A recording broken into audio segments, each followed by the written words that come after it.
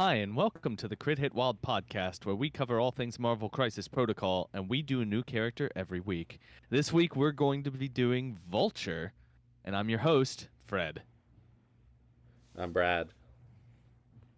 I'm Brandon. And I'm Steven. And how many times have I done that intro? I trip over my tongue so often. It's unacceptable. One would think I'd have enough practice doing this. Fred, you've done that intro at least 6 times. At least 6, yes.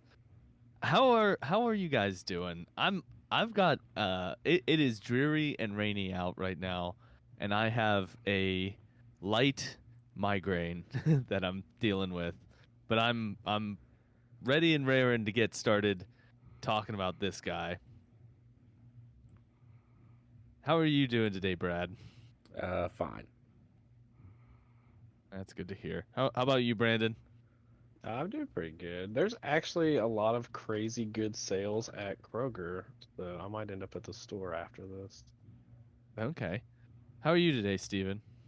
I'm fine. I'm up by the lake. It's a little bit foggy and overcast, but we're good. Just waiting on the eclipse next week. Yeah, it's gonna pass right over your head, isn't it? Yes, it is. Oh man. I'm going up to visit Monica's family, and it's going to be right over their heads as well. They're in northern Pennsylvania.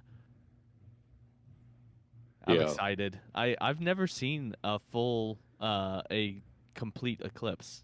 I've seen a partial. Yeah.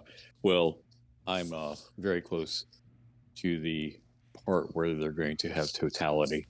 So it's just a Yeah. little bit west of me. Yeah. You just have to go a little bit west. Mm-hmm. Yep. But Asking Brad and Brandon, do you guys have plans to go see the eclipse? No. I don't. You're missing out. You're missing out. I watched the eclipse when it last happened. Oh, okay. Okay. I was in school and we were allowed, or not in school, I was in college, but the class that I was in, we went outside and stared at, it was a solar eclipse that time. Well, this one's a solar. Is this one solar too? Yeah.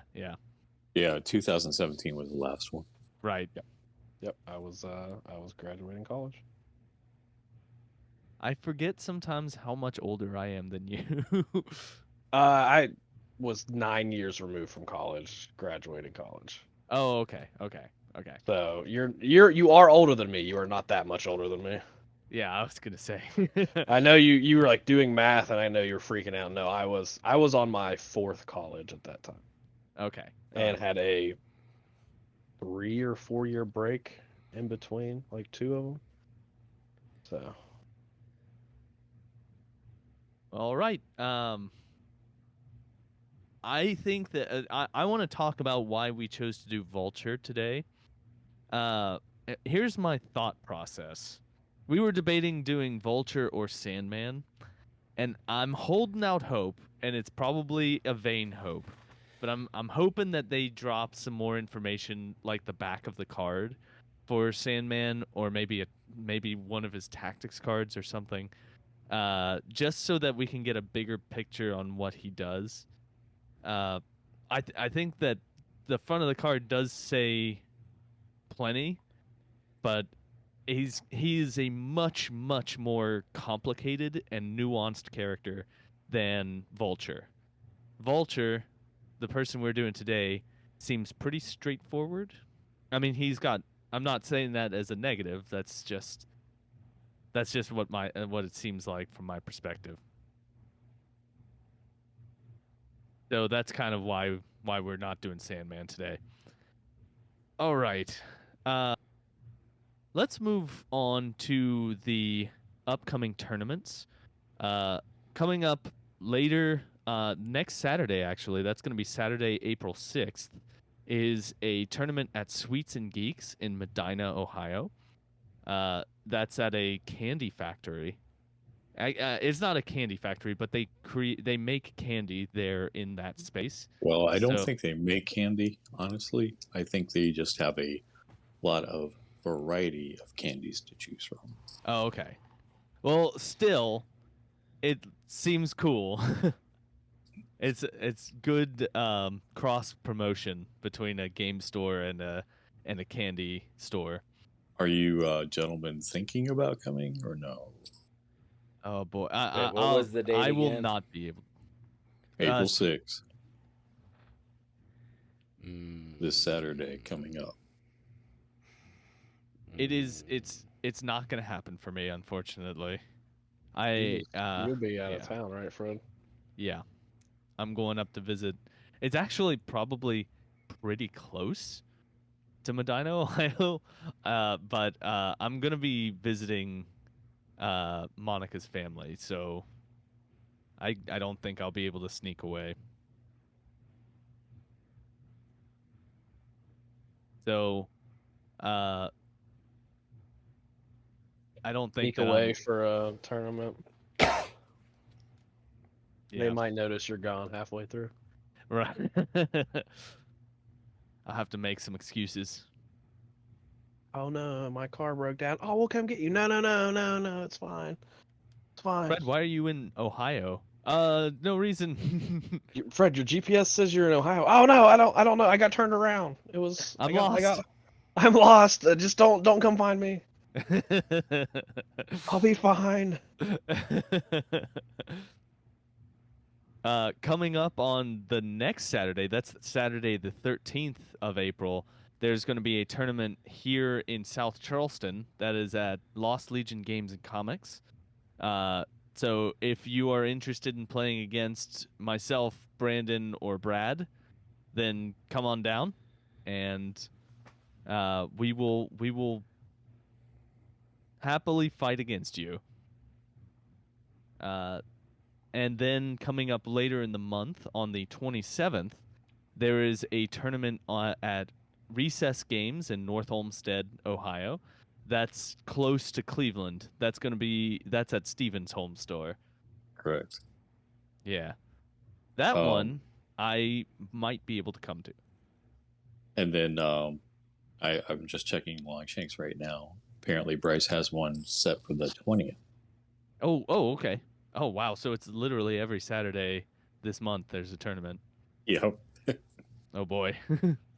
Yeah, I can't go to the Pittsburgh one, but Fred, we should arrange to go to the one at Recess.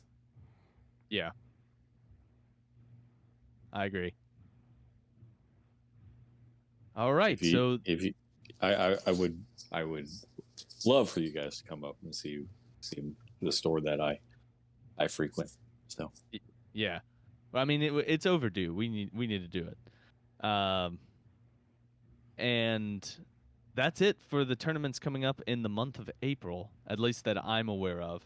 So if you can think of any others that you want me to talk about, just leave us a message somewhere, and we'll post about tournaments. All right, let's talk about games that that we've played recently. So I actually have not played any games recently this past week since we last recorded.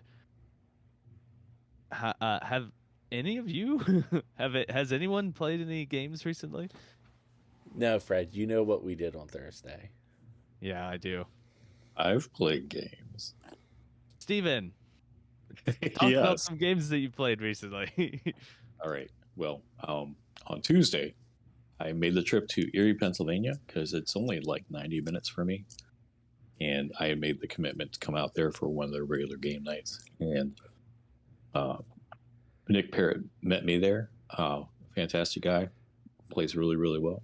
And we just had some kind of knockoff games that I wanted to try things. He wanted to try things. So on our first game, we ended up playing My Convocation, his Spider Foes. The second game, his Webs versus My Convocation. And then he took his Webs again, and I went with Hydra. So it was one of those nights where you kind of find out what stuff does, and you figure out what works and what doesn't work. So Okay. The games were very close, and Hydra kind of surprised me a little bit. So that's what I got to say about that. Yeah. What was your Hydra list? We played at 20 points, Ooh. and what we did is we did something a little bit different.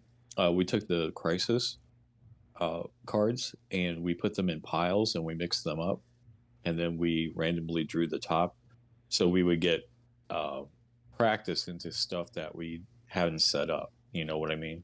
Yeah. So that we're a little bit more ready for things that might be a curveball, right? Yeah. So we were playing the extract at 20, which was oh gosh, Alien ship? no, it's not Alien Ship. No. Alien Ship was 20 in the old version, right? Oh yeah, you're right. This would be Scrolls, Oh, Scrolls. Okay.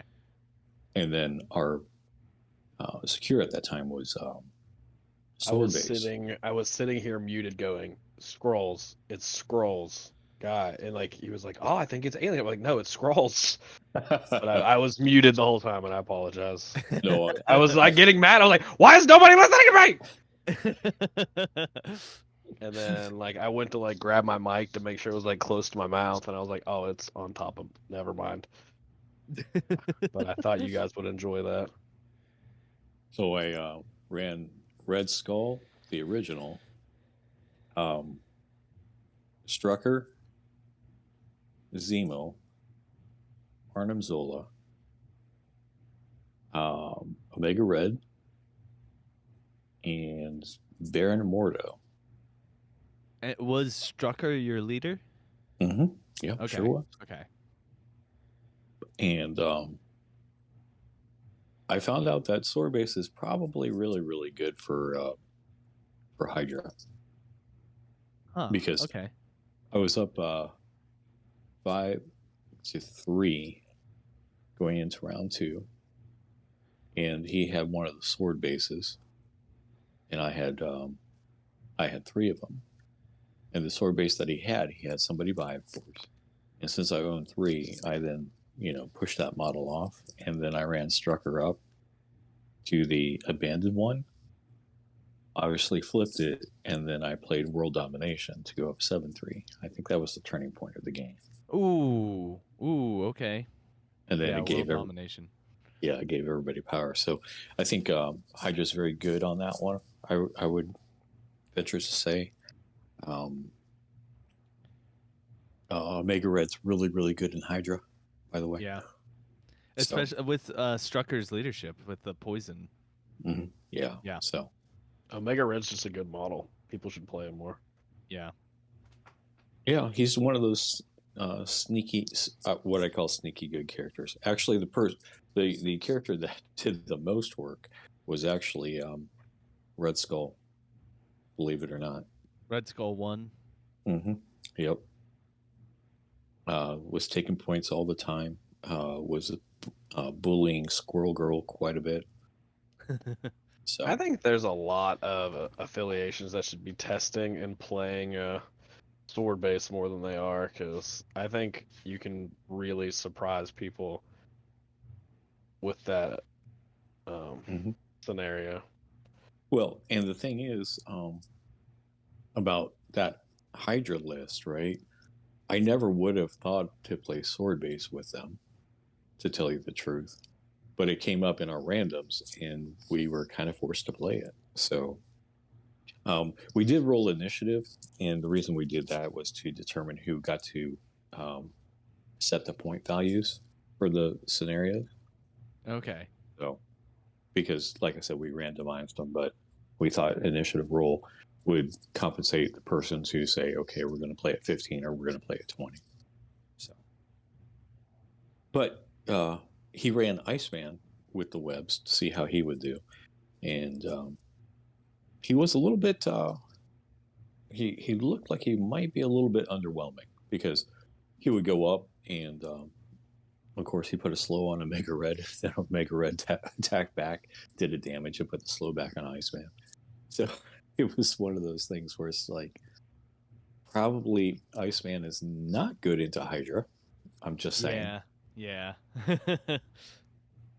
But that was one of those scenarios where he's probably good everywhere else, putting slows on people, just not that affiliation, or probably Winter Guard. Yeah, you had the answer to him. Right. Exactly. So, no, but it was a good game. I mean, all the games were close. I mean, everything was within like a three or less points of each other. Because, like I said, I went up 7-3 in that game, but he did come back. So, I mean, it wasn't out of the possibility that he could have won that game. Because, Web Warriors, they steal things, they run away. Right. All that good stuff. So, They can be sneaky. But unfortunately, Sword Base kind of keeps them in the middle also. Where they don't want to be. They don't want to be fighting a bunch of people. Right, exactly. So, anyway, so that was Tuesday. I'm going back out this Tuesday because at the tournament, one of my locals, Gilbert, abducted Nick's bullseye for some reason. I don't know why. And we found out, so I'm going out there this Tuesday to return his property to him. So okay, it was an honest mistake. So yeah, but and then on Thursday I ended up playing Mike Sensi, who's the tournament organizer for the Sweets and Geeks tournament. He was up for Thursday night to play some games. And I decided, since I had my Iceman painted, I would do a mutant tribute game. So I played Cable X-Force with Iceman. And then he promptly puts Cable X-Force down with Shadowcat. Oh boy. his box opposite. So, needless to say, this game was very, very fighty. two X forces.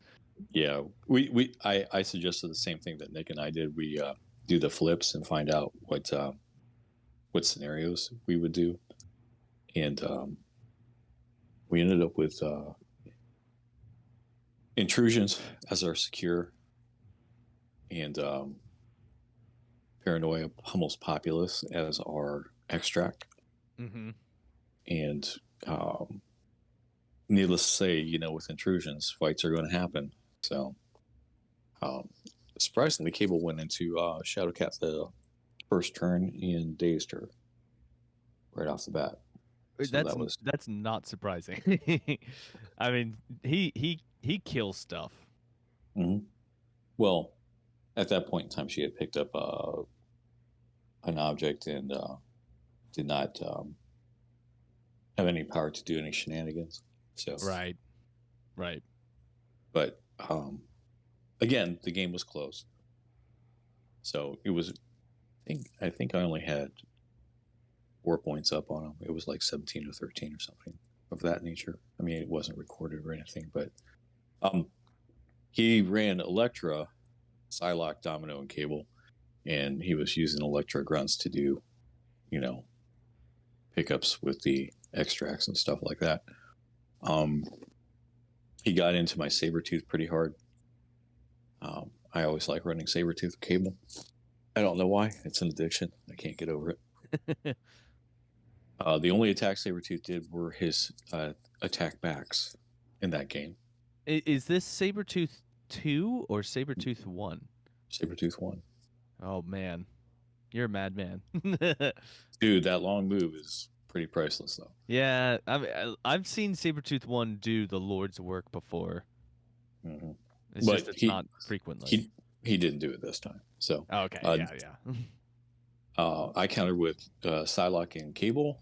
I also had Iceman and Deadpool along with Sabretooth.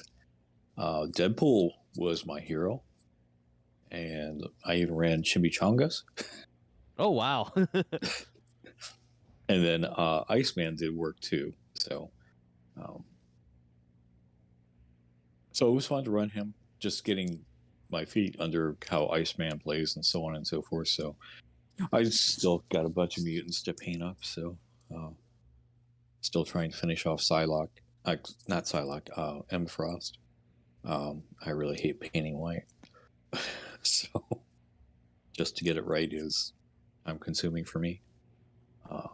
And then I'm probably going to go on to Shadowcat, and then I got the Magneto, Mystique, Toad, Sabretooth affiliation box, so I'll probably start getting on that so we can have a proper mutant representation up here. So, All right. Well, thank you for that, Steven. You were the only person, I think, that played any games of MCP this week. The rest of us have been quite falling down the Star Wars Unlimited. I'm gonna call it a rabbit hole. yeah, well, we all played quite a bit of it. yeah, I'm sorry that you um, all have that addiction. I played against Jared on Friday. He said that you guys were there until like 11 o'clock? Maybe not. Yeah, it's a very fun game, and I enjoy it quite a bit. Okay, all right, let's move on. So sometimes when we give a grade, that grade we're sometimes they change the character, or perhaps we don't know quite the impact that the character is gonna have on the meta, and sometimes we're just plain wrong. So we have a new segment that we're going to be doing called the recalibration matrix, and we're going to be covering a character today on our recalibration matrix. That character is Nick Fury, and I believe Senior or junior? Nick Fury Jr., the one that is the leader for Shield. And the reason being is that we gave him a C when we did his episode, and I feel like that is way too low. So let's do a quick talk about what Nick Fury brings to the table. His leadership is pretty nice. It's not like game breaking, but it's nice. Where it lets you catch up a gap by 1 VP if the first time each round that an allied character is dazed or KO'd by an enemy effect, if you have fewer VPs than your opponent. That can be the difference between winning and losing, easily. And if you do have the same number or more, oh, I'm sorry, you get to move. That's the thing you can spend 1 power and move. I'm sorry, I'm reading it as I'm talking. It's tough to do. I think that he also has grunts, and the grunts are very good grunts. They can pick up an extract, and any grunt that can pick up an extract is a good grunt. If I remember correctly about this episode, it was the first model we did that had grunts, and I believe we underestimated pretty heavily the impact grunts would have. Just how good they were, yeah. And then the lead from the front, Spender, can do an unbelievable amount of damage, because if the shield agent grunts are within range 3 of the model, after this, Jared has taken out Hulk using 2 lead from the front attacks. It was impressive, because then the shield agents get to make a pistols attack, so that they get to shoot him with a lead from the front and then shoot him with the pistols, and they do it twice, which can be really, really powerful. And they get to re-roll 1 of their attack dice when they do it.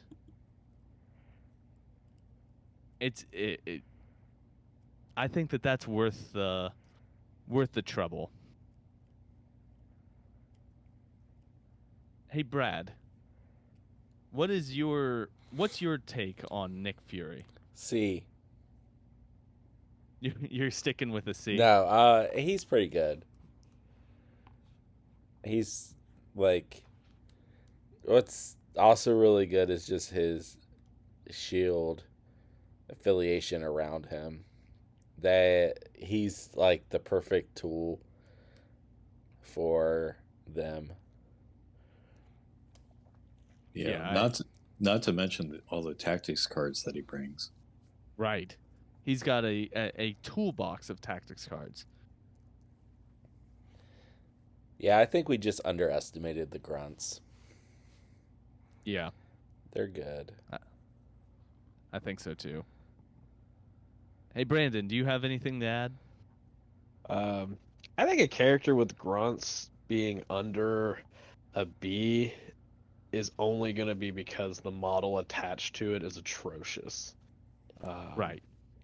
I think if you haven't played with grunts, you may not understand. And there's a lot of games and a lot of people who don't play with models of grunts because there's not a lot of them. But grunts can be backbreaking in a lot of scenarios, and can really change the outcome of a game, especially when they're attached to a good model, and especially like with Nick Fury, like it's pretty easy to get them to come back in.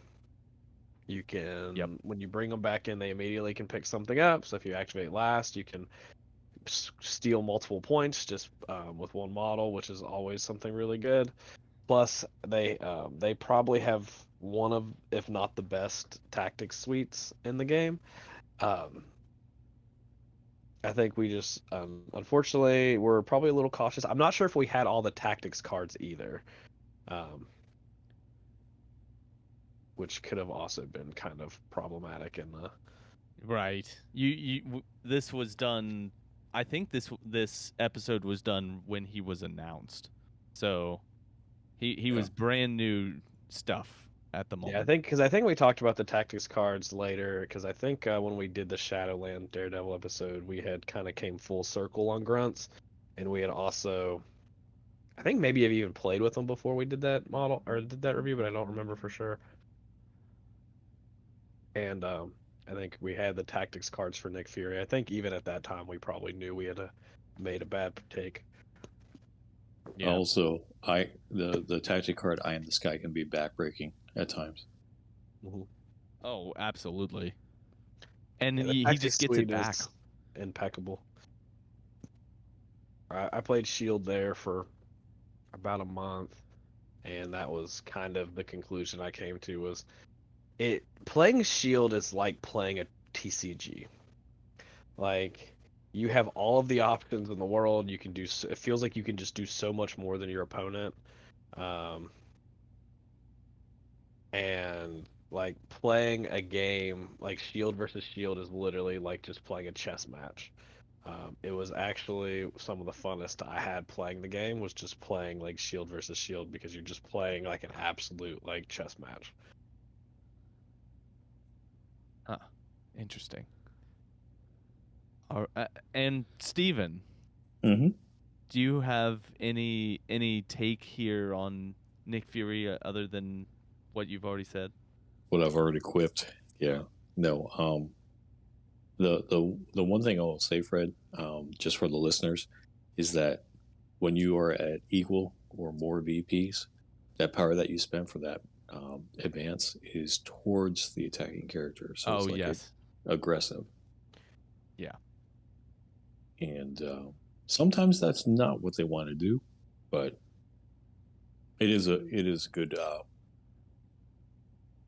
good movement tool, especially if they did an attack that would push you off a point and you take a little bit of damage, right? And then you can spend that power that you just got to get back on to kind of make yourself a little bit sticky on those secure scenarios. Yeah. Yeah. I think I think that we need to give him a grade.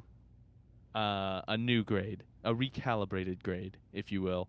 I'm gonna give him a straight B. I'm gonna give him a straight B. That's what I'm gonna give him. How about you, Steven? What are you gonna give Nick Fury? A minus. A minus. He brings grunts. He brings the leadership that's useful. He has a suite of tactics cards that is basically unrivaled, in my opinion. Yeah. So, I mean, he's got all the stuff. I mean, the worst part about his kit are his attacks, Okay. and that's not bad for a leader. Right. Brandon, what's your grade for him? I think I'm also on an A minus because I think he's a lot more splashable than people give him credit for. I think one of the best places to splash this model is like with Sam in Avengers. I think he fits in super well in that on that team. Okay. Plus the ability to grab 2 extracts in the first activation. The amount of control he brings to that affiliation, without any really like repercussions, like because you can take him in a 2 instead of 2 3s, and now you have 3 models versus 2. And I think you can. I think it works really well. So I do think he has a lot more splashability than. I think it's just hard to splash him because his affiliation is really good. I believe Shield's still a top 5 affiliation like in the game, like per like Longshanks and stuff, like win percentage wise. I'd have to double check though, unfortunately. But Alr- I'm So an sticking A with- minus. Yeah. All right. And Brad, what are you going to give to Nick Fury? B plus. Okay. Boy, I'm the lowest one. Oh. I feel like maybe I undersold him. Oh well. I really thought you were gonna go a lot higher than that. Like I was when you said B, I was actually kind of shook. Yeah, they have the 5th highest win percentage in the game. I have been in the past a little bit too optimistic about some models, and I'm trying to tone it down. And perhaps this was an overcorrection in my estimate. But oh well, Do you it's know out who there. number 1 is in the affiliation rankings on Longshanks? Do I know who number 1 is? Yeah, affiliation rankings, Longshanks number 1. Oh boy. No, I have no clue. Is it Hellfire Club? They're number 2. Number 2. Okay. At least I wasn't completely off target. Any other guesses? Sentinels. How about Sentinels? That's They my are answer. 25th. They are Yeah. 25th. The dead with- bottom. with 37%. Yeah. Who's is it Guardians of the Galaxy? They're number 3. Okay. Well, I don't know then. Webs. Web Warriors are number 4. Criminals? Criminals are number 6. Yeah. We're bouncing all around it. Avengers? No. I'm just kidding. Avengers are 13.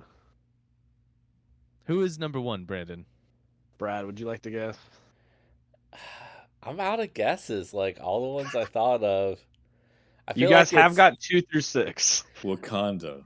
I feel like It is Wakanda. okay. It's Wakanda. It's I feel Wakanda. I felt like it was someone obvious. It wasn't. It was not somebody Uh, obvious. It was not someone obvious. M'Baku and King T'Challa and Black Panther have a 57, 58, and 59% win percentages. Oh wow. It's the pro faction. It's the faction that you get into if you know what you're doing. Yeah, the only one under 50% is the new Killmonger, and then the rest of them are like probably the 3 highest, like 3 of the highest individual leaderships, which is crazy. Well, do you Now- think it's because of their leadership or because of that broken tactic card? I think it's a combination. I don't think the leaderships are spectacular, but I think it's a combination of really really good players play Wakanda, Right. and I think they have a really good synopsis of models, and I think they also have now really good tactics cards. Yep. So I think it's a kind of a combination, but they kind of skyrocketed. They used to hang out outside like the top 5, like right in the middle of like 5 through 10. I was kind of surprised to see him up there, so I had to inform the masses. So Brad, what's our new aggregate for Nick Fury? Probably A minus. Okay. All right. Well, let's move on, and let's move on to the person that we are here to do today. That person is Vulture. Vulture. Otherwise, oh, it is hard to read that. Adrian Toomes. Tomes. Adrian Toomes. Adrian Toomes. So we only have the front of his card at the moment, but I don't believe. I'm not sure, but I'm not expecting there to be a huge amount of change on the back of his card. It will.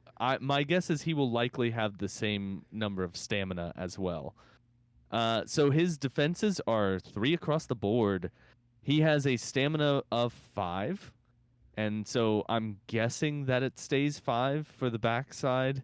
I'm hoping it doesn't go down because that would make him just unusable.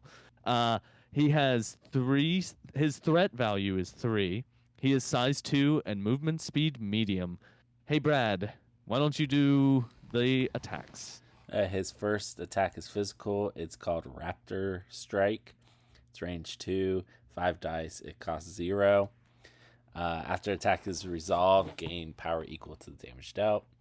Wild Bleed. His second attack, also physical. It's called Skyline Hunter. It looks like it's range 3, 8 dice, and costs 4. Before damage is dealt, if the target character is size 3 or less, this character may throw it medium. Okay. Hey Steven, why don't you do Oh, this is a hard one to break up. Why don't That's you fine. do That's fine. That's fine. hit and run and abduct? All right, we have hit and run. We've seen this before. It costs 2 power. It is an action. This character immediately makes an attack action, followed by a move action. The superpower can only be used once per turn. And then we have abduct. This is the first time we've seen a power like this. It costs 2 power. During its activation, when this character begins a move action within 2 of an enemy character, it may use the superpower. After this character has After this Solved. move action. Yeah. after this move action, yeah, I got blurry stuff here. Yeah, it's very, for the listener, what we're looking at is a very blurry picture. Place the enemy character within 2 of its current position. The superpower can only be used once per turn. Okay, and Brandon, why don't you finish out all that text that's on the bottom of the card? I mean, That I vast amount of text. I appreciate the lack of text. So, he has 2 static superpowers: scientific hubris. Whenever this character rolls dice after the effect is resolved, if it rolled at least 1, I'm assuming it's a crit. Critical. It's a crit, Yeah. yeah. It gains 1 power, and then he has flight. Yeah, it's the same power that Doc Ock has. Doc Ock has Yeah. scientific hubris. I always convince myself it's a wild though on both of them because it's mostly on Doc Ock, and Doc Ock counts wilds twice. So I think like wilds are just like super amazing for him when they are, but like Yeah. Scientific Yeah. hubris is also on Arnim Zola. And it's pretty consistent that it's always a crit that results in the power. Yeah. All right, so let's talk about this guy. I He also has see. he also has flight, by the way. Brandon forgot. Oh yeah, he's got flight. I said flight. You I did? said Yeah. that. Yeah, I said that. I guess I didn't hear you. You must have cut out on me. Yeah. I think there's a lot of interesting stuff here, and there's a big glaring problem with this model, and that is that he is gonna die. He's gonna die, like probably pretty quickly. But is he? Yeah. He doesn't have any defensive tech, and his defenses are 3/3/3, and he has 5 stamina. Okay. I mean, I guess what he wants to do is move, and he's gonna be in the mix too, because he's gonna be moving characters around with the abduct. I guess abduct, it doesn't you place the enemy character within range 2 of its current position, it doesn't have to be closer to Vulture. It can be further away from Vulture. So the one thing on this is it has no size limitation, Fred. yeah, you can abduct a sentinel if you wanted to. That's true. Actually, you cannot, Oh, you can't? because they can't be moved by superpowers. Oh, yeah, you're right. Okay. You can't because of another rule, not because of size restriction. Mhm. Yeah. So I think that abduct is really what this guy's about. He has a throw on his spender that's size 3 or less, and that's good. That's a good spender. And it doesn't need to be triggered by anything. And it happens before damage is dealt. So if you daze them, you still get to throw them. But he has to survive to do it, and it costs 4 power.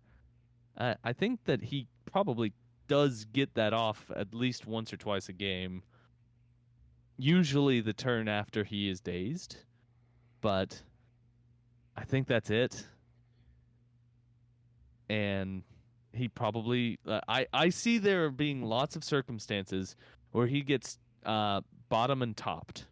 Like he gets taken out, he gets dazed at the bottom of a round, and then KO'd in the first activation of the following round. Oh, I think you're a doomsayer. Wait, am I being a doomsayer? Like that is maybe He does. maybe I'm in the he- mood today. I'm in a doomsaying mood today. He does have a defensive tech, and you just glossed right over it. Is it hit and run? Yes, That he can like do an attack and then get away. right. And he's on a medium base too. Yeah, that's true. And so he can be pretty far. He can get pretty far away after doing attacks. And you're right. That what I usually use hit and run for is I'm usually using it for Green Goblin to close the distance so that he can get within range 3 to do his Knight of the Goblin. But you're right. This is probably his defensive tech is to get away from models, not to get closer. Mm-hmm. Yeah. Especially since his main attack is only range 2. Yeah, that's the thing. He's range 2 on his builder, which is pretty bad for someone who wants to be far from combat. Well, the way you're speaking, Fred, he's going to die in turn 1 because somebody looks at him. Well, yeah, I'm talking. I sound like I'm down on him. I think that he is very interesting. I think that I will certainly play him. I'm 100% gonna play him. I may play him quite often. This guy may fall into the spot that I currently have filled by Craven the Hunter, who has the same problem, like the same issue of dies really quick. But in his case, and in Vulture's case, if they're sending attacks into a 3-threat model because that 3-threat model is too much of a threat to not attack, that means that my 4-threat models are not getting those attacks. Like they're not being attacked by those attacks, and that has value. And so this guy is good in that he's too good not to target. Right?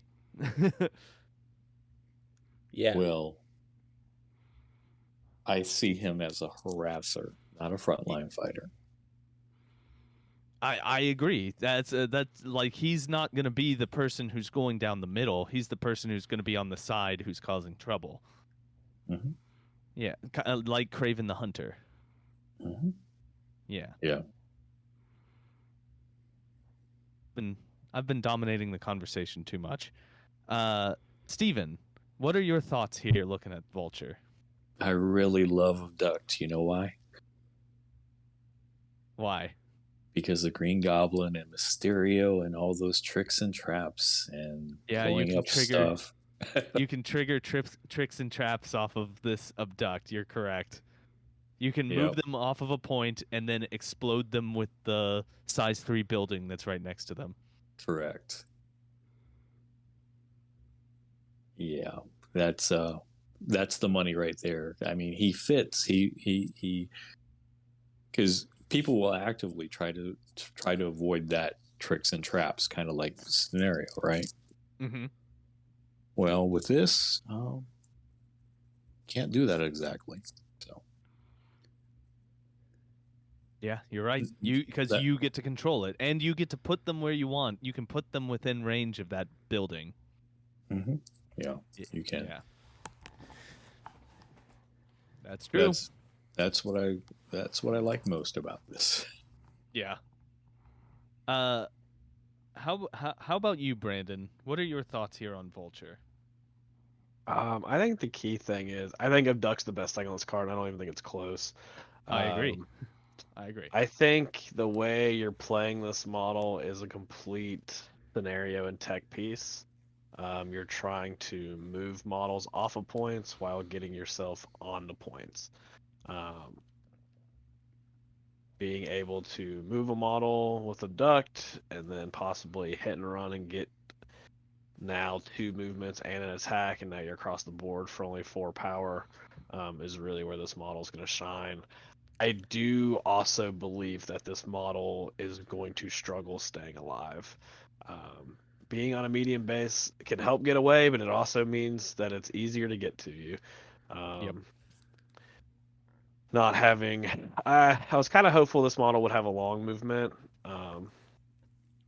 but I mean, everything dies in the game, so it's not really to play. I think you really just have to be a little bit extra careful with this model.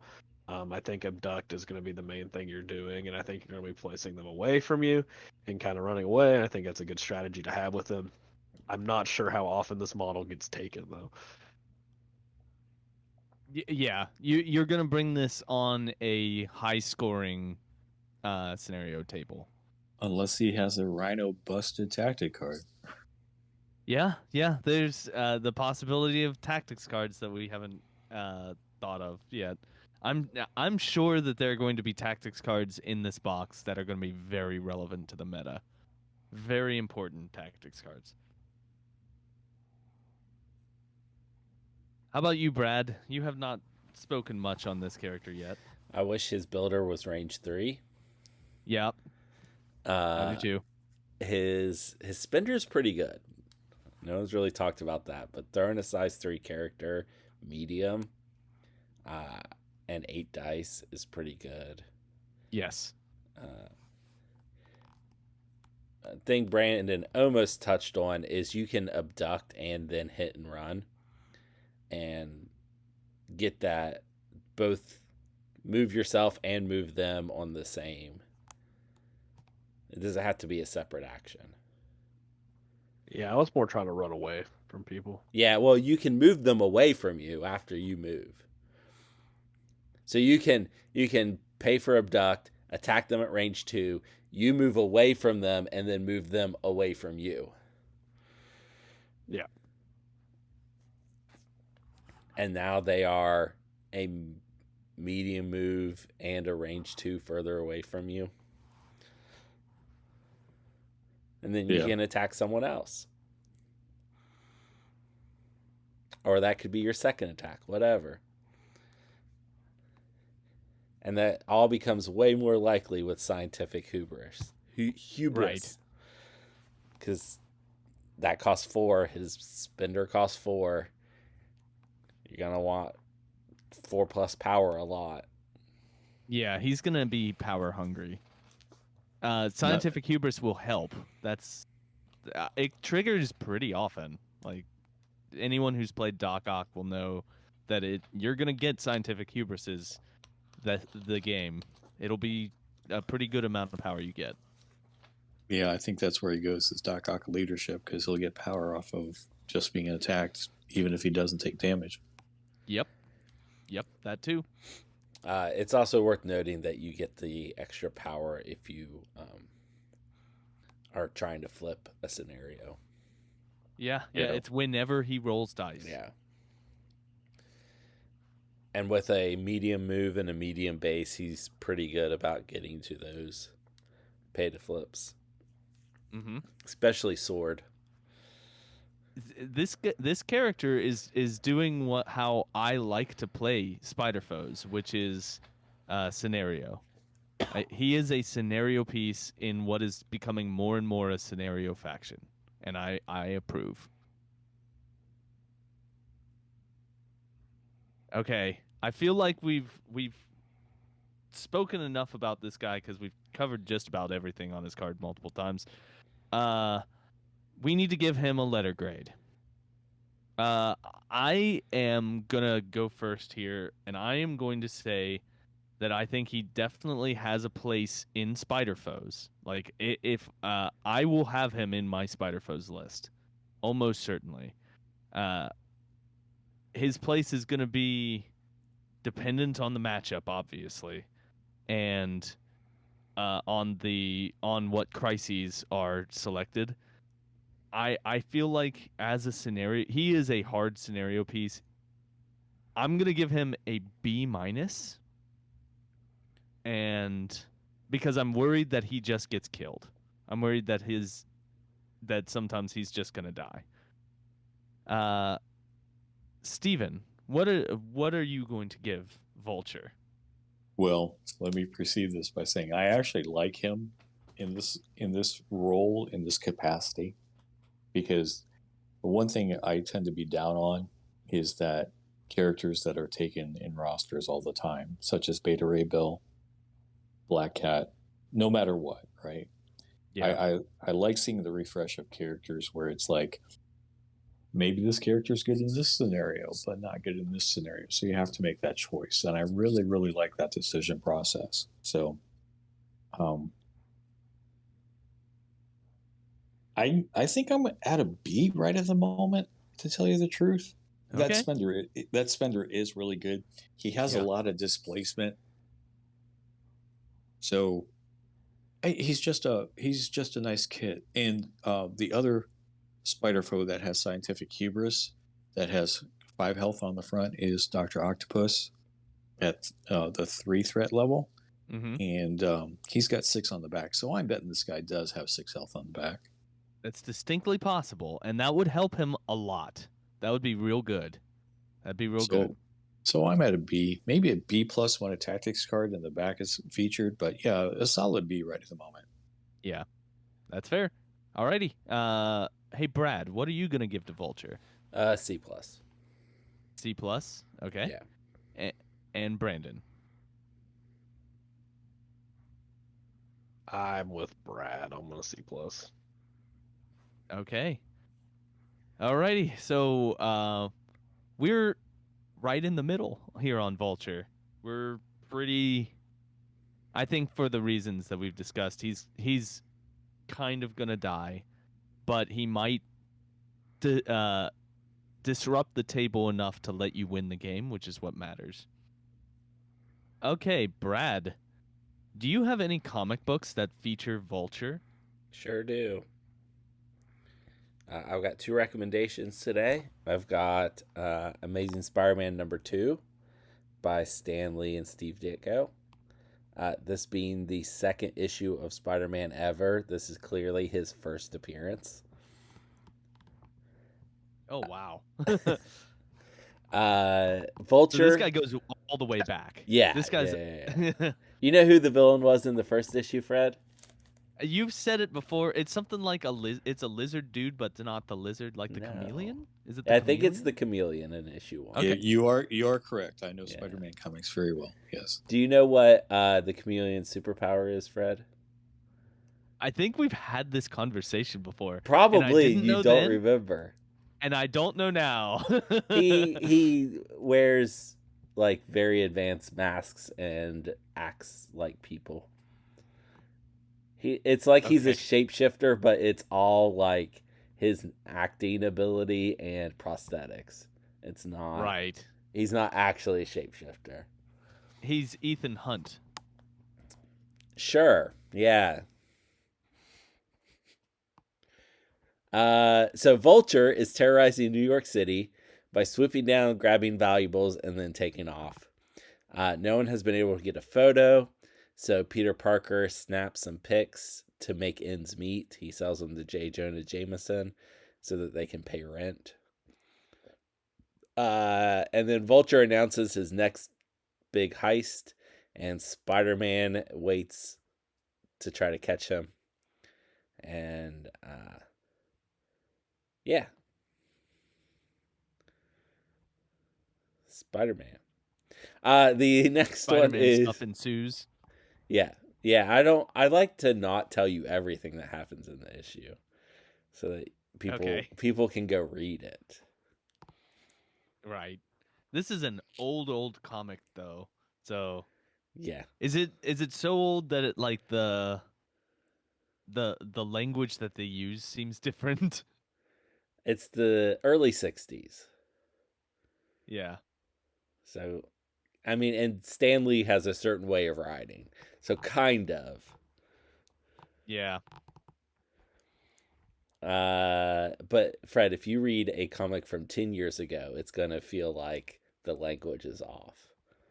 Yeah, I know. Amazing Spider-Man 240 to 241. This is Roger Stern and John Romita. And this tells the origin of the Vulture.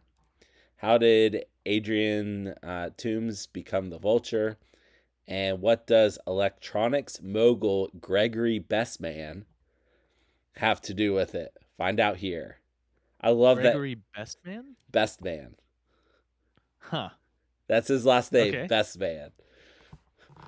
Okay. Yeah. That's the comics. If you want to learn about the Vulture, that's a good place to go. All right.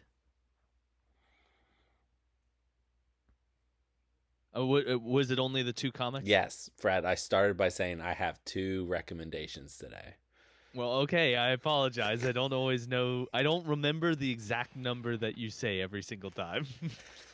I try to give you a heads up, but you just don't listen. Okay, got it. Yeah, that's exactly what's going on.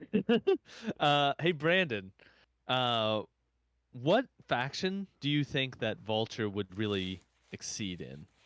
What list, I should say? I think you're really looking for a list that wants a 3-point model specifically, and you're really looking at niche pieces. There's a good chance he's affiliated with this affiliation. And I know you guys joke all the time that I use this as like a cop out. But I do think with the abduct superpower is something that if you're playing Kingpin, you should really, really consider this model just because of that superpower. Like, Yeah. that superpower alone is the one thing that can allow, especially usually being wider than your opponent on the last activation, being able to steal multiple points potentially with the abduct is going to be something really good. And the spender really comes into play just because once you get flipped, if you have 6 power, being able to abduct and Skyline Hunter is going to be something. It's going to be a very, very, very good turn in that scenario. Otherwise, I am not sure where this model really is going to shine. You're really going to possibly consider him for scenario play, but having models like Black Cat that exist, it's going to be kind of tough really squeezing in Vulture, barring a really, really good tactics card. Yeah, that's you've hit the thing is that if you're splashing 3s, there's a 3 that you splash every single time before you splash Vulture, and that is Black Cat. Yeah, Because and in the same and they are circumstance, not in the same realm of like even with a really good tactics card, Vulture and Black Cat are not in the same realm of like playability. I don't care how right? good that tactics card is. Like, I agree. I agree wholeheartedly. He is almost certainly Criminal Syndicate. yeah, I would be very shocked if he's not, which is really positive in the regards of the lackluster 3-point models that Criminal Syndicate has. He fits right into that lackluster 3-point model category. Um, but I he'll think allow some variety to test out at least. I think for Kingpin he might be your best choice though. Yeah, him and Black Cat are the 2 threes that you're gonna take every time. Like I do think he would probably unfortunately outplay New Crossbones as the second 3-point model in affiliation I because forgot all about him.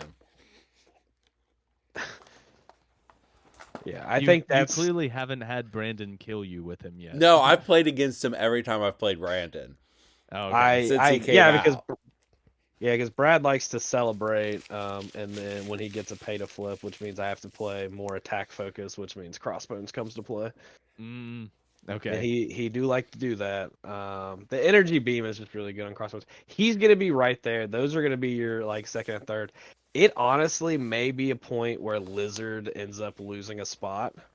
Um, and I That's know that wild. sounds crazy. That's It does. madness. That's It madness. is. However, this model, if he's affiliated, he can play Shadow Organization and he can contribute to All According to Plan. The worst thing when you're playing Kingpin and Criminal Syndicate is having multiple splash models who aren't able to contribute to those tactics cards. This model also thrives under Shadow Got it. Organization. Yeah. You're Like, right. You're right. so if you He's can built get for it. yeah, I've played like when I play games with Kingpin and I can play all affiliated models, it feels absolutely just backbreaking. Especially if I get especially like so I played a game it's been a month or so now, but it was Infinity Formula and I played all Criminal Syndicate models and I could have all according to plan on turn 2. I shadow organizationed every character on turn 2, which prevented him from making any attacks. Um, or he would have had to give up all his points to make any attacks.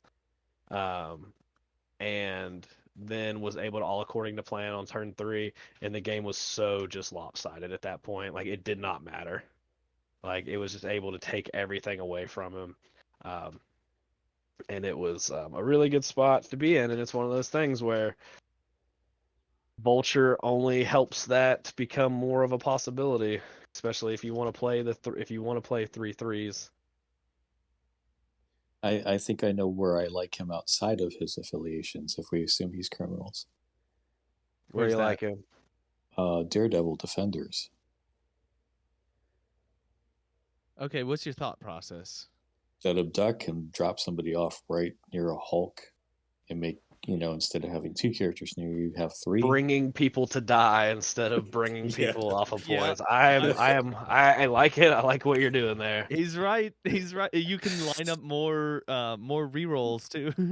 Yep. Not bad, right? Not bad. Because I think you'll concentrate on Daredevil and Hulk for the most part, right? So he might have a chance to survive. Yep. Just Yeah, saying. that'd be fun. That'd be fun. All right. So I think that the only thing that's left is for my non sequitur recommendation. So sometimes these are tough, and then sometimes it's this one where you're doing a character that was played by Michael Keaton, uh, a an absolute treasure of an actor. Let's be honest. So obviously, given the context of the year that we're recording this in, which is 2024, and the fact that there is going to be a sequel to this movie coming out this year, which is Insanity, I'm going to recommend the movie Beetlejuice, a movie which is a stone cold classic. It is, I mean, Michael Keaton in this movie is so funny that it's hard to believe that he was also Batman. It's hard to believe that he did so many other things in his career. That he's like this level of comedy actor. I someone I else think I say think we something can about Beetlejuice. all give a non sequitur that wouldn't be bad. There are several others. Like mine is Johnny Dangerously. Johnny Dangerously. You haven't seen that? I've not seen Johnny Multiplicity. Dangerously. Yeah. You need to watch Johnny Dangerously then. Yeah. There's a lot of stuff that I haven't seen that I need to see. So my recommendation is Beetlejuice. Beetlejuice is solid. It's really hard. Have any not of you to. seen? Have you? Any I of you have seen the not movie yet? seen. I No. have. Brad, No, I have not. do yourself a favor and watch it. It's a good slapstick. I also don't. I've rarely seen anything that you guys really talk about. I don't see a lot of movies. That's all right. Nobody's perfect, Brandon. Yeah. I I mean, watched a lot of movies. Like if it came out in like the mid 2000s, I probably saw it like from like 2002 to like 2012, but I have not watched movies in a long time. Unless people are literally just like watch this movie. That's usually the only time I go out of my way to like watch stuff. Unless it's well, Fred. Fred always says that. I'm just wondering if you watched the Big Lizard movie this weekend. I have not seen it yet. I have been very busy. I do plan on seeing. I might try to see it on Tuesday. Donnie Dangerously came out in 1984. I may have actually seen this. Steven, What? that is a year before I was born. Well, that's why you have an old guy on the channel. Yeah, I've definitely seen clips of this. I don't know if I've seen the whole thing, but I've definitely seen clips of this. Yeah, I'd watch it. All right. Well, that's our episode today. Thank you for coming and listening to us chat about Vulture. And until next week, go out there and play some games.